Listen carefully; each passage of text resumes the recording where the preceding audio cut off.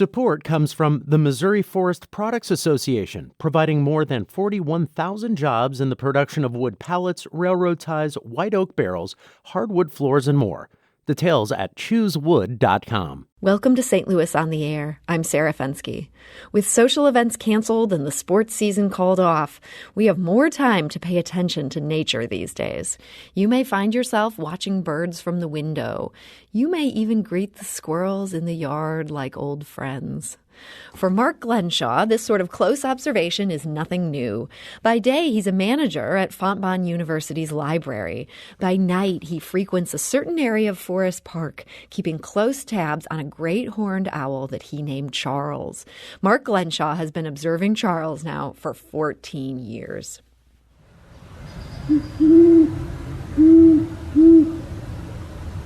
And yes, that's Charles right there. Now, despite that long relationship, Charles continues to surprise Mark Glenshaw, and he's here today to tell us about it. So, Mark Glenshaw, welcome to the show. Thanks so much for having me back, Sarah. It's a real thrill and honor every time to be back on. Great to be back on so quickly. Thank you. Yes, we love your owl updates, and it just felt like a little touch of nature was the thing we were all craving right now. And Charles, on top of that, you have some Charles news, and that is you witnessed Charles do something earlier this month that you've never seen in your previous 14 years of observation. Tell us about this.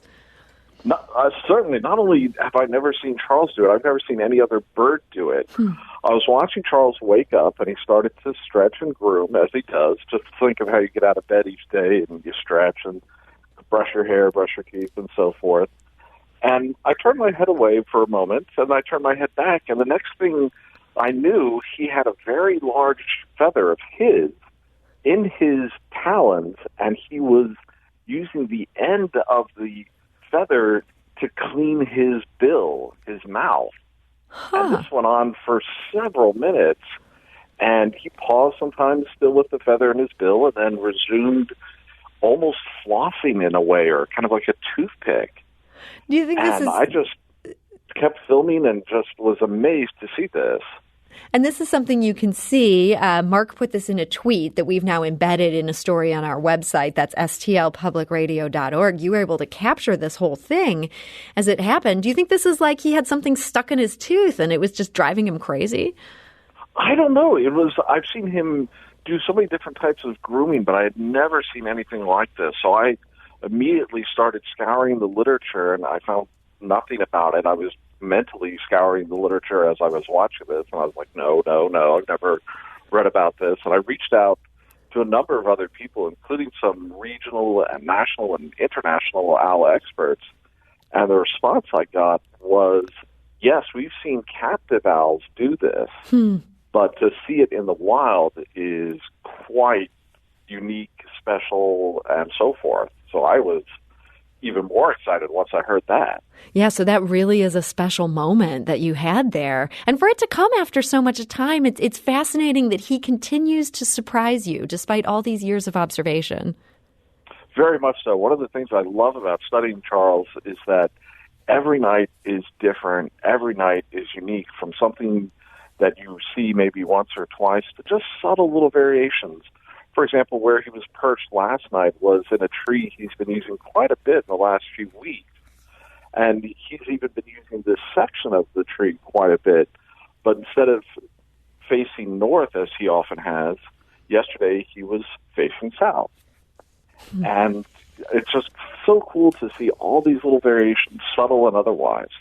I have to wonder, do you think Charles is as aware of you as you are of him?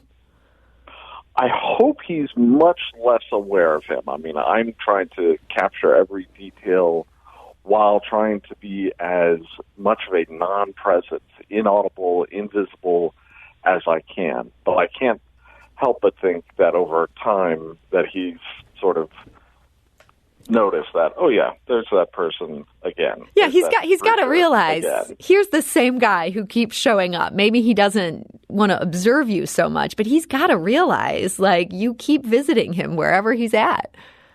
Yes, but I really emphasize wanting to be as much of a non-presence, because 13 million people visit Forest Park every year, and no matter what we do in the park, we all conclude our time in the park in the same way. We leave and eventually go home. Mm-hmm. But when I'm there with him, I am in his home, so I need to be as good a guest as I can be. Well, so on the subject of that home, I know Charles has had quite a soap opera over the years with various lady friends.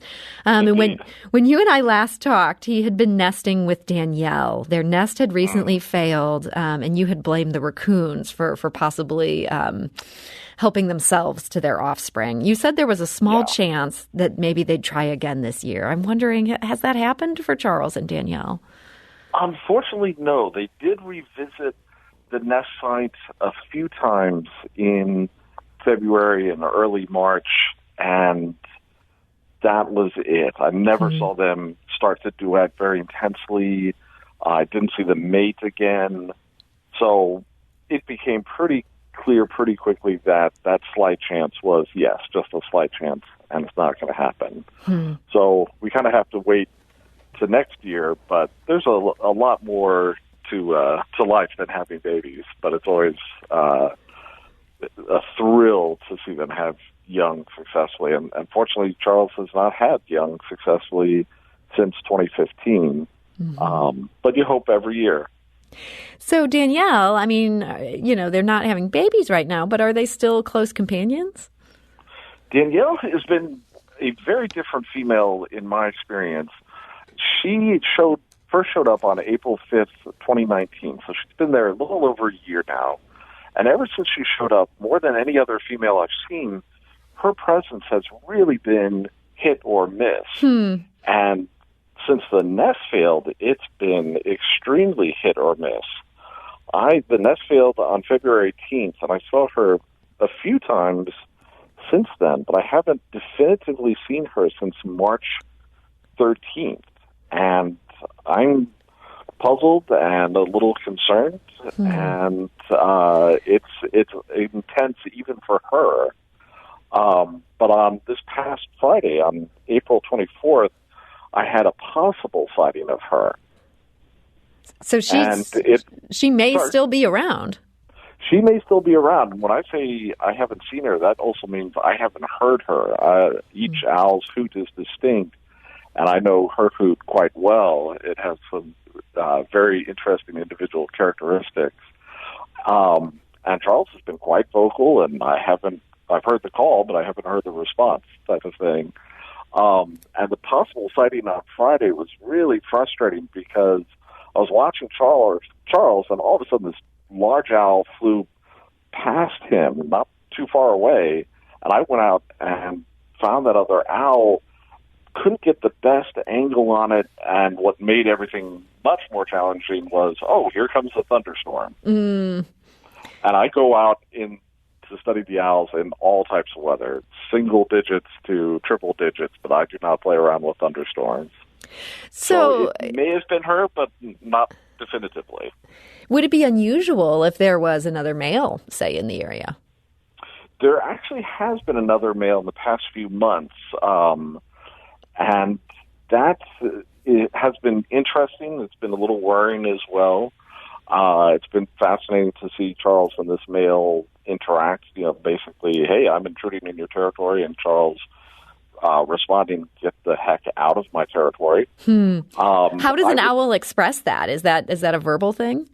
Yes, very vocal, moving closer. It can even get more intense than that. I haven't seen any physical confrontation. I have seen that before. They are highly territorial animals. And it's possible whoever I saw was another female. And I've been with not seeing Danielle definitively since March 13th. I've also been open to, hey, maybe something bad happened to her, and that would be awful, but maybe yet another female will come strolling in. There may be another chapter in Charles's romantic life. Indeed. We're going to have to stay on this story. Bigger picture, though, in addition to being a close observer of Charles, you're also a close observer of Forest Park. What have you noticed as far as the park goes with this just sea change we've had in the last 5 weeks of how we're all living our lives? I've definitely noticed more people going out and not just, okay, I'm going to go to the zoo. Oh, wait, I can't. Or let's go to the art museum. Oh, wait, we can't. But let's just be in the intrinsic park itself. And don't get me wrong, I love the park's institutions. They're fantastic. But I also think it's great just to be in the park itself and notice more things and do things that you otherwise wouldn't do. Mm-hmm. And are the people that you're seeing in the park, are people taking caution to not get too close to each other and hopefully not to get too close to Charles? Thankfully, yes. Sometimes we all need a little reminder. Just the other night, I said, hey, I sort of had to put my hands out to someone I was showing Charles to. I said, please stay there because you're getting a little too close and I'm now too close to you. So for the most part, people are doing a very good job with social distancing. That's great to hear. Yes, I'm very happy about that. I was very apprehensive about that not happening in Forest Park and other places in the city having to be closed. And I'm heartened to see that it looks like some of the county parks will be reopened soon. Yeah, that should take some pressure off your beloved Forest Park. It's good news for city dwellers. We don't have to worry about them coming to our parks again. But so what you're seeing is good, and it doesn't sound like such an influx of people that this is causing displacement for the animals or things like that. No. And it's one thing that is interesting. I go out to watch Charles about an hour before sunset. I'm usually there about an hour and a half, 2 hours. The park really empties out, even more so than it normally would.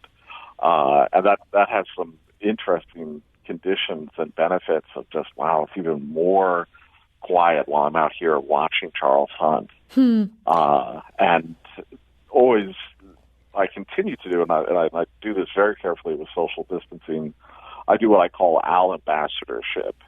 I point out Charles to people as they come by, or if I see people hearing him and gesturing in the general direction of his hoots, I'll come down or come out keeping safe social distancing and say, oh, here's an owl, stand here, I'll go over there. But if you stand here and look over there, now you can see the owl. Mm. So you're helping people find him even at a distance from him and at a distance from yourself. Yes, and that's been a real, just great, as you said, kind of pressure release thing. Because one thing that I can't do right now is lead groups of people out on tours called Owl Prowls, and I lead 70 of those a year. And the other thing I can't do is go out around Missouri and Illinois and elsewhere and give lectures on the owls. That's one of the things. Those two things are really some of the biggest things that I'm missing because of the pandemic. So I'm glad I'm still able to do owl ambassadorship in person in Forest Park. Well, Mark, in just our last minute here, what advice would you give to people who want to start paying just a little more attention to the nature that's around them? Just, I guess, tips for people just getting started with this thing that's been a decade project of yours. Sure. That's it's one of the great things about doing this is you can do it in anywhere, in any place, from any educational background, no matter what your profession, regardless of your age, what have you. One of the best things is to just look around your neighborhood. I loved your introduction to the show. That was really cool. Just paying a little more attention to what's going on in your yard, maybe making a note or two. We all carry, or most of us carry, a device that is a camera, both still and video, a notepad, all in one. Take a few notes. Oh, hey, I saw a squirrel on this branch on, Monday the 27th at 2 o'clock. Next time you see a squirrel, make that note again, and you'll start to just notice things a little more by noticing one thing. And you can focus on one animal or many others. A great thing about focusing on one type of animal like I do, you can't help but see other cool animals. I think that's some great advice. So we can start keeping a little nature diary and start to get to know what's out there. Mark Glenshaw, thank you so much for joining us today. Thank you, Sarah. Always a pleasure. This is St. Louis on the Air on St. Louis Public Radio. That's 90.7 KWMU.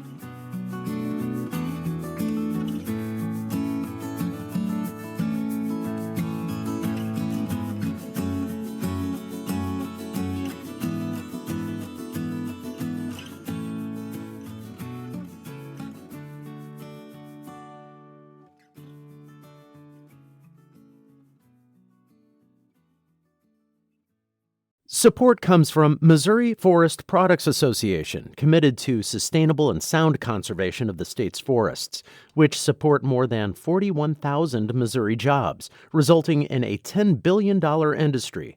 ChooseWood.com.